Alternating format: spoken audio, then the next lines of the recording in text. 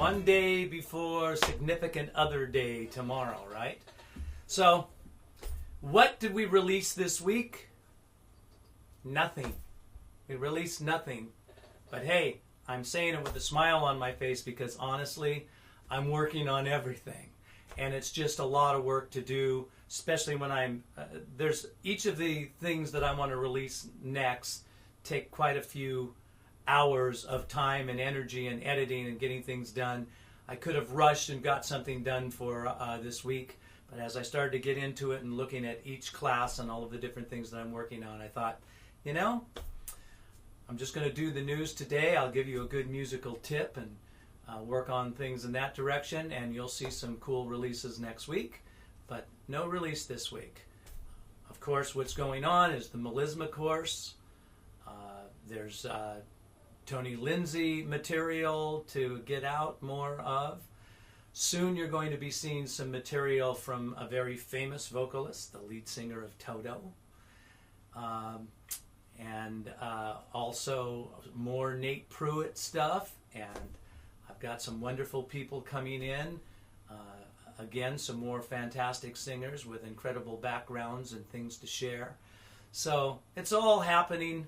I just didn't get a release out this week. First time in a long time. But anyway, that's what's going on. Now, let's talk about the musical tip of the week. So last week I talked about microphones and gave you a little bit of information about the difference between what a live stage microphone would be like and what a studio microphone would be like, condenser microphones versus dynamic microphones on stage. I want to talk a little bit more about microphones today. Still to have you understand your tool. You're a singer. You need to understand your tool. Now, I'm going to talk a little deeper about this. Microphones are transducers, and a transducer is something that converts one energy source into another energy source, and it tries to do that without changing anything whatsoever. Problem is, no matter what, it is going to change a little bit. The microphone itself may change the color of what's going on from one energy source to another. When I talk about energy sources, I'm talking about like air pressure from the air into the microphone into something that becomes a voltage and vibrations into a wire. Now last week I talked a little more about the studio mics, and I'll talk more about the studio mics today too. But let me talk a little bit more about this on-stage baby. So when you're using it, now this again is a Shure Beta, very much like the SM58, just sort of a modern version of it. And the thing that I want to talk about here is what's known as the polar pattern. And what the polar pattern is it's the area around the microphone that picks up well, and also the area around the microphone that doesn't pick up so well. Now these types of stage mics are, their polar pattern are very specific because live on stage you can have problems. Now I talked about this last week of the fact that feedback happens when you have microphones that have too wide of a polar pattern that picks up everything. That's why those types of polar pattern microphones are better in the recording studio, where you can isolate them, put on a set of headphones, put you in a vocal booth, close the door, put you out in the studio, isolate you from things. Then you want it to pick up every little nuance, and that's fantastic. But when it comes to singing on stage, just the opposite. I mentioned the fact that you're standing in front of a monitor system on stage, and the polar pattern to an SM58, for example, is kind of heart-shaped. It doesn't pick up well in the back here, but it picks up in a nice sphere all around it in front. And the whole point there is that when I'm singing on a microphone, it's catching me here in its polar pattern, but it's rejecting sound in the back here. And we want it to reject sound in the back, because if you're standing in front of a monitor system, if it rejects the sound, then you're not going to get feedback. Incidentally, that's why I always tell all my students when we're at workshops, never take the microphone and go booing down, pointed down at the monitor system, because then you're changing that. You've got this polar pattern, you're taking the directional part of this microphone, putting it into the monitor system, and yep, whee, you're going to get feedback. No problem, you're going to get feedback. Bad for your ears, bad for everybody's ears. Not a good thing. So that's why on-stage microphones are like this. And whenever you're looking to buy a microphone even, that's one of the big considerations that you want, depending upon if you're buying something for the studio or if you're buying something for stage. And so when you are buying a stage microphone, it doesn't have to be a Shure Beta or an SM58, but these are the workhorses, and they have been for a long time. But there's lots of wonderful new microphones out that are vocal mics and so forth, and you might want to get into them and check them out. Well, you better take a look at its polar pattern. See the type of pattern that the microphone is sending out, and it'll make a lot more sense to you why that particular mic is doing what it's doing. Like, what's the difference between a kick drum microphone that you would put inside of a bass drum of a drum as opposed to what microphone you're going to use as a vocalist? What microphones would you put overhead to catch the cymbals on a set of drums? What microphone would you use to put on a guitar? Well, you can use these to mic an acoustic guitar, again, because you understand the directional pattern. So the directional pattern of any microphone, as simple or as hard as that may sound right now, is super important for your use of it. And the understanding of that makes it a little easier to go out and shop and check out what it is that you're looking for. So now, again, talking about the polar pattern or directional patterns around two different types of microphones, a dynamic versus a condenser.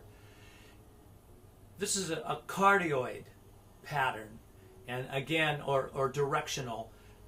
I'm being redundant here, but I'm going to say it again. It's about front direction. Where you point this thing within a sphere is what it's going to pick up.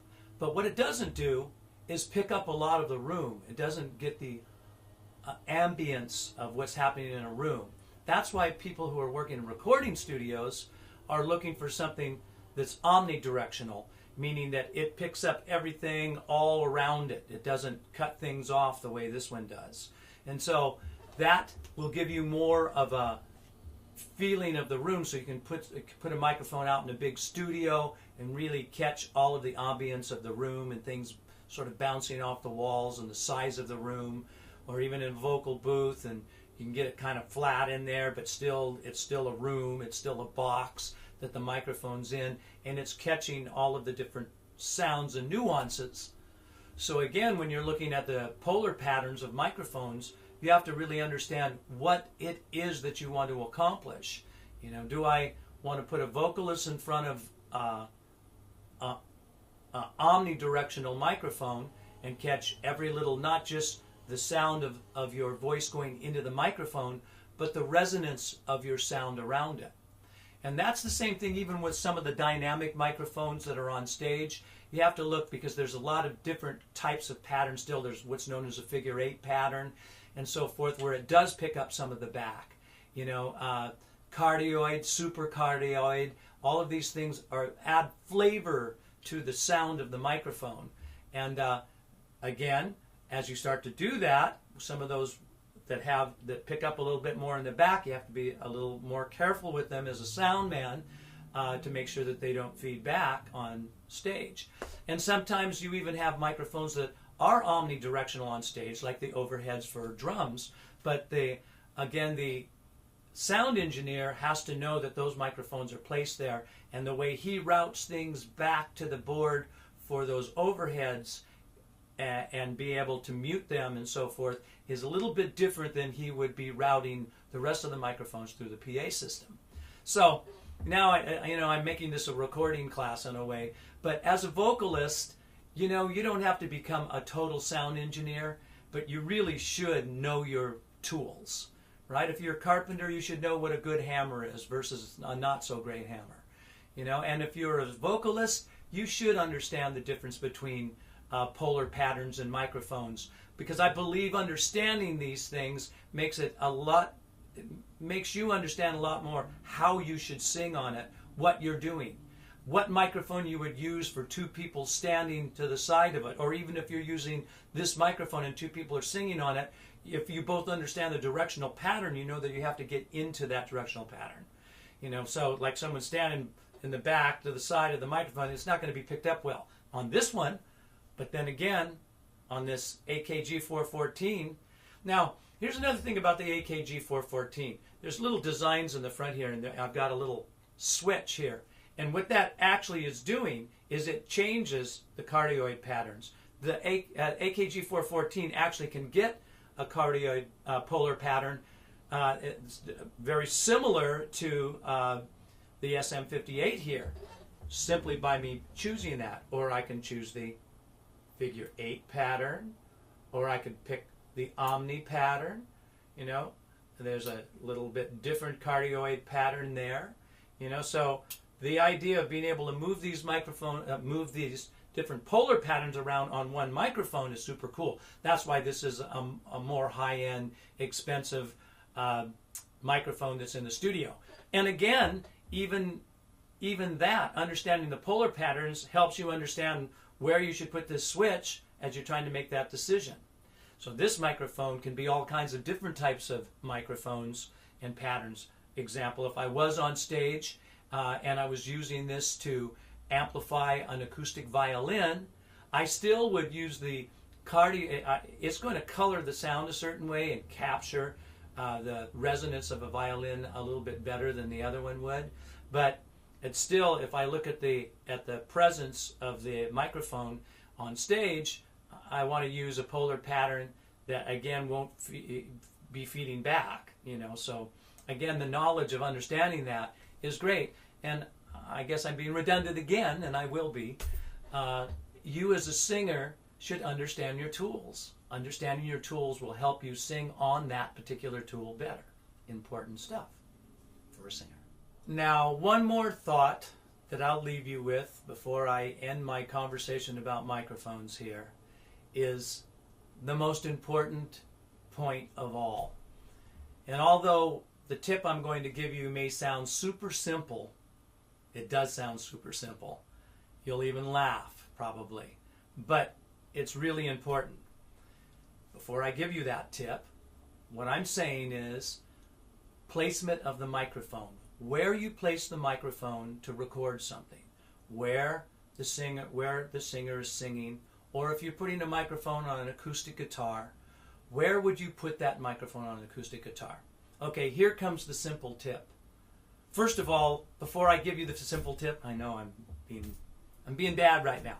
Before I give you the simple tip, I want to tell you that you could have a whole class. You could spend, the topic is gigantic to really talk about where to put microphones when you're recording them. But the easy tip is simply listen with your ears and put the microphone where it sounds best.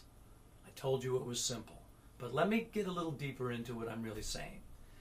Take an acoustic guitar that you want to mic, and before you put a microphone on it, have somebody play it and walk around the guitar and listen to it. And then while somebody's playing it, bring your ear up to the sound hole, close to the sound hole. Listen to what that sounds like.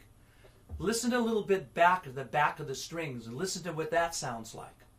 So, people say, should I put the microphone here? Should I put it on the sound hole? Should I put it back there? Well, it's different. Different guitars sound different. They're different sizes. They resonate in different ways. Different strings that the guitar players put on it. There's a whole gigantic topic about how to make things sound the way they are from everybody's point of view. Guitar players are always looking at what guitar strings to put on their guitar, and the war is always about thicker strings to get a better sound versus thinner strings to be easier to play. And everybody has their own theories about that. Round wound, not round wound, cat gut, not cat gut. There's just all these different thoughts about that even. But now we're talking about microphones and how you mic those different instruments. And the answer is really use your ears. Listen. Walk around the object. When I'm working with singers, I said this in the last week, I like to take 3 or 4 or 5, 6 microphones, set them up out in the outside in the studio, be in the control room, and let them sing on each microphone the same line.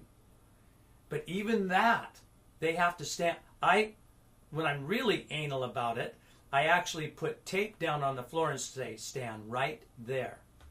And then I have them, so then I know that I have all the microphones lined up and that the singer is going to stand in front of every microphone the exact same way.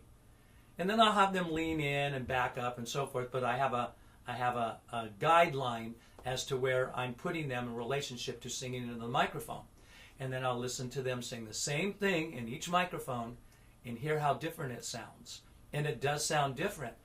You know, and that's something, too, you have to understand, or you should understand, as when you're recording, that when you're using a microphone, whatever it is that you use that mic on, if you're coming back and going to do it in consecutive days or weeks even, make sure you use the same microphone. It's in the same pattern, it's the same polar pattern every time. If you change the polar pattern on your AKG 414 one day, and then the singer comes back and sings on the 414 the following day, but you've got a different directional pattern, it's still going to sound a little bit different. Maybe not to the trained ear, but to somebody who's really listening, who understands that, it's going to be gigantic. And one will make the voice sound a little more warm and more what you're looking for. Or sometimes maybe you're not looking for warm. Sometimes maybe you're looking for real thin. You know, so different microphones for different reasons. There's a microphone, it's a very long microphone called an RE20. Lots of people put it inside the kick drum. Yet I've seen vocalists use it and get a certain sound, certain cool sound on it. So again, you have it's a very creative thing to do, to use microphones and record and put them live on stage. It's live on stage, maybe you're recording, you're not recording, but you are creating an ambience for the listener, and it's always important. You got to start there, then it goes into the board, and then that's another whole story, how you EQ things. Now, one last thing too, those different polar patterns, those polar patterns to some degree actually even change the frequency. And so you really do get different sounds when you change the polar patterns. Very important to understand. My last thought on this, I know I keep on saying last thought, but I want to talk one other thing about this. And that is, there is something about microphones that you need to know besides what I've said in relationship to recording them. And that is to understand if they're what's called front addressed or side addressed.